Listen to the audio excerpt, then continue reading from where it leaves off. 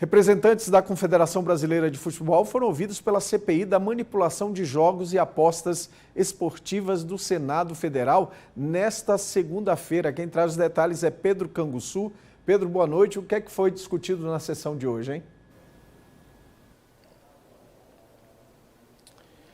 Oi, Leal, muito boa noite a você e a todo mundo que nos acompanha aqui no Jornal Paranaíba. Pois bem, o objetivo dessa CPI é justamente investigar a manipulação nas partidas de futebol envolvendo jogadores, dirigentes dos clubes e também casas de apostas, viu? E na tarde de hoje, então, representantes da Confederação Brasileira de Futebol foram ouvidos para explicar como é que é a atuação da CBF, então, em relação a essas manipulações ou essas supostas manipulações apontadas, viu? Então, duas pessoas foram ouvidas. Estamos falando, então, de Júlio Avelar, que é diretor de competições da CBF, e também Eduardo Gussen, que é oficial de integridade da CBF. Um terceiro nome estava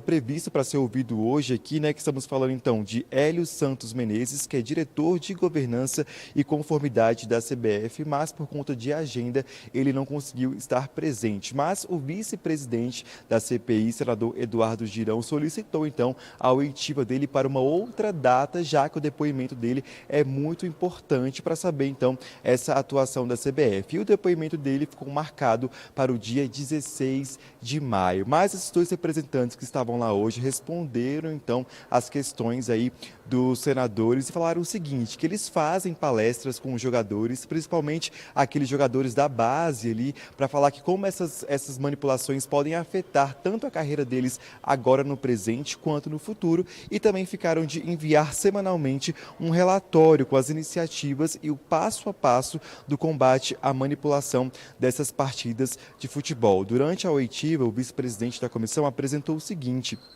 que em 2022 houve 139 partidas de futebol suspeitas de manipulação e em 2023 109 partidas foram suspeitas. Essa CPI tem duração aí prevista de 180 dias e na semana passada o presidente do Botafogo foi ouvido aqui e disse ter provas concretas que há manipulação nas partidas de futebol, principalmente da Série A, e apresentou um documento com 180 páginas mostrando então essas manipulações. Esse relatório já está então com a CPI, que vai investigar e dar um parecer final dentro desse prazo de 180 dias. Então, a oitiva esperada agora é no próximo dia 16 de maio, que é uma oitiva importante para saber então de fato como é que a CBF está atuando nesses supostos casos de manipulação na partida de futebol e também essa questão das casas de apostas que estão patrocinando esses times de futebol. Eu volto com você, Leal. Obrigado, Pedro. Uma boa noite para você.